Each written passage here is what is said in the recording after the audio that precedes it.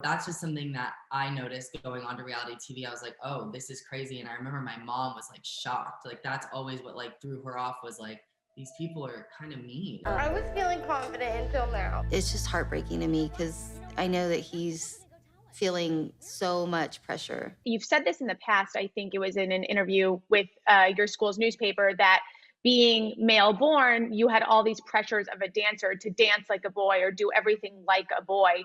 Did you experience those sort of pressures in reality TV as well? Has it been through your whole career?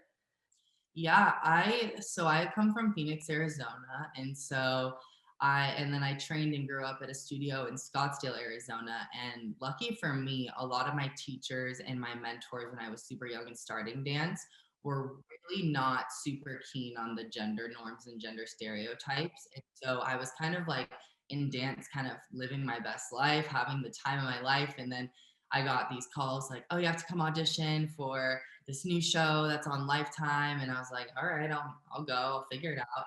And then stumbled upon the first show I did, which was Abby's Ultimate Dance Competition. And that was the first time I had really understood what it meant to be bullied into dancing a certain way. And I don't really know whose fault it is. I think we have the system to blame. And I think that that's something we all need to be aware of and continue speaking out about. So that's just something that I noticed going on to reality TV. I was like, oh, this is crazy. And I remember my mom was like shocked. Like that's always what like threw her off was like, these people are kind of mean. And so although I worked with a lot of really amazing people on that show, and I'm sure a lot of those teachers have grown as well, there was definitely a lot of detrimental moments that really kind of set me back as a young person. And being on that TV show and, you know, like standing on stage with like a microphone, like I'm envisioning this like random photo of me. I look like I'm literally 2 years old, like so young, but just like so afraid and like so like scared of what that judge panel was going to say. Like, you know, some days it was, oh, you're so positive, and then otherwise it was like sexualizing a young person. Like I remember one time it was like, oh, I was dancing and, you know, my mom suggested I like wink at one of the judges, and they were like, oh, you were flirting with us. And I was like, yeah, I'm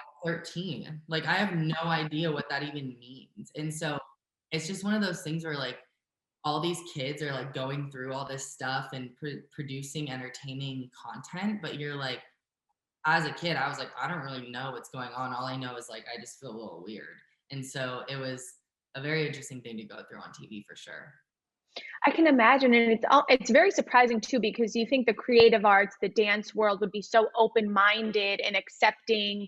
I mean, people from all backgrounds enter that world and to showcase their talent. So it's wild and deeply upsetting, obviously, to hear that there's still bullying going on. There's still a pressure to conform to a certain way. I mean, what does dance like a boy even mean? I mean, your guess is mine.